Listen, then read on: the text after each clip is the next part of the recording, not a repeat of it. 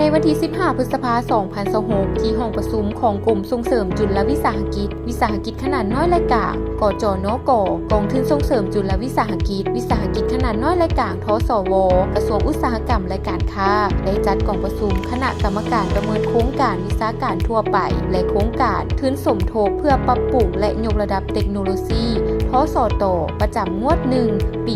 2026 โดยให้เกียรติเป็นประธานของท่านนางมณีวรวงศ์ไซหัวหน้ากลุ่มทั้งเป็นผู้อำนวยการทสว.พร้อมด้วยคณะกรรมการประเมินโครงการทั้ง2คณะเข้าร่วมรวมทั้งหมด19ฐานจากแต่ละภาคส่วนเกี่ยวข้องเป็นต้นแมนกลุ่มอุตสาหกรรมปรุงแต่งกลุ่มทรัพย์สินทั้งปัญญากลุ่มมาตรฐานและวัดแท้กลุ่มส่งเสริมกสิกรรมและสหกรณ์ศูนย์ส่งเสริมและถ่ายทอดเทคโนโลยีสภาการค้าและอุตสาหกรรมแห่งชาติลาวพร้อมด้วยกองเลขาทสว.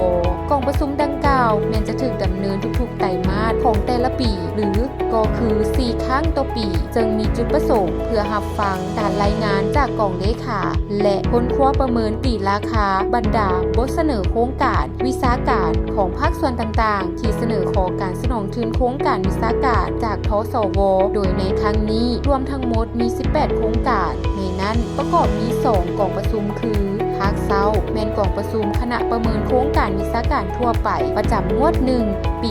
2026 มีจำนวน10โครงการและภาคบ่ายกองประชุมคณะประเมินโครงการทสต.มีจำนวน8โครงการทั้งนี้เพื่อให้คณะกรรมการทั้งหมดได้ค้นคว้าประกอบความคิดเห็นและให้คะแนนคัดเลือกเอาโครงการที่ถูกต้องสอดคล้องตามเงื่อนไขมาตรฐานและระเบียบการที่ได้กำหนดไว้โดยความโปร่งใสมีประสิทธิภาพและประสิทธิผลสูงสุดแน่ใส่สร้างความเข้มแข็งด้านวิชาการและยกระดับเทคโนโลยีที่ทันสมัยให้แก่ผู้ประกอบกิจการจนก.ให้สอดคล้องกับแนวทางนโยบายส่งเสริมจนก.ของรัฐบาลในแต่ละระยะนั่นเองหากท่านใดสนใจที่จะขอทุนโครงการวิสาหการทั่วไปและโครงการทุนสมทบเพื่อปรับปรุงและยกระดับเทคโนโลยีหรือทสต.นำทสว.ท่านสามารถสแกนเพื่อศึกษาข้อมูลและแบบฟอร์มตาม QR นี้ได้เลย